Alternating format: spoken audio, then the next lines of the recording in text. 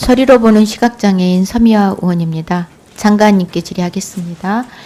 장관께서 취임하신 지 한 달 정도 되어 가는데요. 국민의 정책적 효능감을 위해서 이른 아침부터 업무에 몰두하고 계시고 또 현장에 바쁘게 다니고 계시는 걸로 알고 있습니다.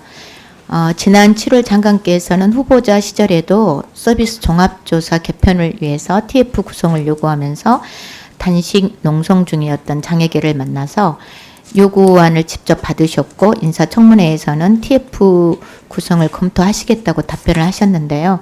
청문회가 끝난 지 한 달이 지났습니다. 그리고 지난 8일 장애계도 농성을 해제하면서 장관님의 면담과 TF 구성을 기다리고 있다고 들었습니다. 어떻게 준비되고 있을까요? 네, 현재 그 장애계 요구사항을 검토 중에 있고요. TF는 빠른 시일 내에 구성하겠습니다. 네, 면담도 좀 네, 검토하고 계시죠? 네. 제도 개선이나 예산 소요 연구 영역 이런 것들도 굉장히 중요합니다. 장애인 정책에 있어서는. 그런데 장애계 요구의 맥락과 배경을 장애인 정책에서 반영하고 또 수행부처인 복지부가 그것을 인지하는 것이 매우 중요하다고 생각이 들어서요. 장관님께서 현장의 목소리를 직접 꼭 들어봐 주셨으면 좋겠습니다. 복지부가 지난 2019년에 장애인 등급제를 폐지하고 장애인 맞춤 지원과 다양한 욕구를 반영하겠다면서 서비스 지원 종합조사를 도입했었는데요. 그 이후 연차적으로 수요나 예산이 확대되어 왔습니다만 현장의 장애계와 당사자들은 숫자가 아니라는 당신들은 숫자가 아니라는 예측과 함께 이 조사를 두고 제2의 등급제이자 장애인의 삶을 조각내는 인권 침해라는 목소리가 있습니다. PPT를 좀 보시겠습니다. 지난 7월 중증 장애인 4분이 국가인권위에 진정을 냈는데요. 인지와 신체 기능이 실제로 중증 장애인인데도 어떤 분은 가족이 있다는 이유, 또 다른 장애인들은 유형에 따라서 인지 기능이나 신체 기능에 문제가 없다는 이유로 점수가 깎여서 활동 지원 서비스가 줄었습니다. 현장에서는 장애 정책이 이연령 비연령이라면서 결국 장애 당사자가 자신의 존엄까지 버려가면서 최대한 무능함을 보여줘야만 겨우 점수가 나오기 때문에 장애인들이 언제까지 국어를 해야 되느냐며 온성이 높습니다. 장관께서 이런 현장의 목소리를 혹시 보고 받으신 적 있으실까요? 네, 인권위 진정 제기 사례에 대해서 보고 받았습니다.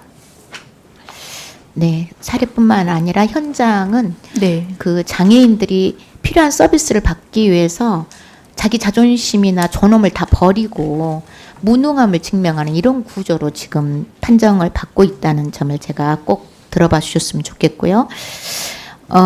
장관님, 조금 더 이 제도적인 좀 상황을 들여다보면 좀 모순점이 있는데 가장 도움이 절실한 일 구간조차도 올 480시간 그러니까 일일 16시간밖에 지원받지 못하는데 이 구간에 해당하는 장애인들은 아주 최중증 장애인이면서 독고 장애인으로서 지역사회에서 자립하고 있는 분들이거든요. 혹여라도 지원사가 부재한 시간에 긴급한 상황이 발생을 하면 상당한 위험을 겪거나 최악의 경우에는 목숨이 이틀은 경우가 발생을 합니다. 지원을 받을 수 없는 그 8시간 동안 이분들은 사실 방치되는 것으로 보이는데요. 그렇기 때문에 현행 제도가 당사자보다 정부가 공급자 중심인 행정 편의가 우선이라는 비판을 받는 것 같아요. 그래서 좀 각별히 살펴주셨으면 좋겠고요. 또 조사 신뢰성과 전문성도 좀 비판을 받고 있는데 PPT를 좀 보시겠습니다. 무엇보다도 조사에 대한 이 신청 건수입니다. 2021년에 1,458건이었는데 2024년에는 1,798건, 23%가 증가를 했습니다. 올해는 5월 달까지 이미 937건이 의신청이 이렇게 제출됐고요. 이 속도라면 전년도보다 올해는 더 많은 의신청 건수가 나올 것으로 보입니다. 같은 기간 이신청 인용률은 약 50%거든요. 그래서 초기 조사에서 제대로 된 판정이 됐다면 절반이나 되는 장애인들이 구간 상향이 될 이유가 없습니다. 그렇겠죠, 장관님? 네. 그 조사의 네네. 그 정확성과 그렇죠. 신뢰성을 높이는 것은 필요하다고 생각합니다. 네, 그렇죠. 특히 이런 범벅이 발생되는 것은 조사의 전문성이 부족하기 때문이라고 보여지는데 다른 PPT도 보시겠습니다. 국회 예산정책처에서 지적을 했어요.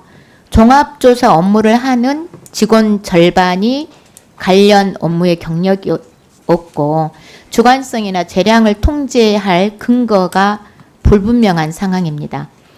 그래서 조사원들이 현장에 가서 당사자를 만나면서도 조사표에 따라서 그냥 기계적으로 점수를 매기면서 장애 특성이나 그 현장의 장애 당사자들의 목소리를 고려하지 않고 판정이 되기 때문에 네. 결국 장애인들의 불만이 쌓이고 연금공단에서는 한 번 할 일을 2번 이상 하게 되니까 직원들도 상당히 힘이 들 수밖에 없는 그런 현실이라는 건데요. 네. 그러면서 판정의 문제가 반복되고 계속 장애인들이 불신하고 직원들의 피로도까지 모두 쌓여져 가는 것으로 판단되거든요. 장관님께서는 어떤 생각이 드십니까? 이력이 없는 사람이 41%나 조사에 투입이 되면 아무래도 기계적으로 한다는 말씀이 맞을 것 같고요. 네. 이런 신규자들에 대해서는 교육도 하지만 현장에 실제 그 조사 나갈 때 선임자들이 좀 동행해서 같이 나가서 조사를 하면서 좀 조사의 정확성이나 전문성을 높이는 방안들, 교육 강화하는 방안 등을 좀 더 강조하겠습니다. 그리고 말씀 주신 이의 신청 관련해서 어떤 건들이 주로 이의 신청에서 인용이 됐는지 유형을 좀 분석을 해서 그런 것들이 반복되지 않게끔 교육 내용이나 매뉴얼에 반영하도록 그렇게 하겠습니다. 네. 또 어떤 분들은 거꾸로요. 본인 부담금이 부담돼서 상위 구간에서 하향 조정되는 사례도 늘고 있거든요. 네. 경제적 부담 때문에 국가로부터 마땅히 받아야 될 지원을 받지 못하는 역설적인 상황은 없어야 된다고 생각하는데요. 장애 당사자들도 국민의 한 사람으로서 기본권이 보장되기 위해서 필요한 만큼의 활동 지원 확대와 구간별 시간 확대, 본인 부담금의 완전 폐지로 이어질 수 있기를 장애계가 요구하고 있거든요. 장관님 어떻게 생각하시는지? 네, 현재는 이제 그 기준 중위소득에 따라서 본인 부담률이 좀 달라지긴 하는데요. 비용 때문에 서비스를 받지 못하는 분들이 없도록 이 본인 부담금을 현실화하는 방안에 대해서 좀 더 정책 연구를 해서 분석을 하고 대안을 만들도록 하겠습니다. 네. 네, 이재명 대통령께서도 대선 후보 시절에 장애인 당사자가 떳떳하고 동등하게 권리의 중심에 설 수 있도록 모두의 시선과 인식의 대전환이 필요하다. 장애인을 더 이상 보호의 대상이 아닌 당당한 권리의 주체로 보고 당사자의 참여로 장애인 정책을 만들어야 된다고 말씀하신 바 있습니다. 장관께서도 잘 알고 계실 거라 생각하고요. 네. 장관님께 다시 한번 간곡히 요청드리는 것은 서비스 종합조사 TF 구성과 장애계 면담을 서둘러 주실 것을 당부드리겠습니다. 그리고 국민주권정부에서는 행정의 논리보다 수요자의 목소리에 경청하고 그 목소리가 우선돼서 장애인들이 정책의 효능감을 느낄 수 있도록 최선을 다해 주실 것을 당부드리겠습니다.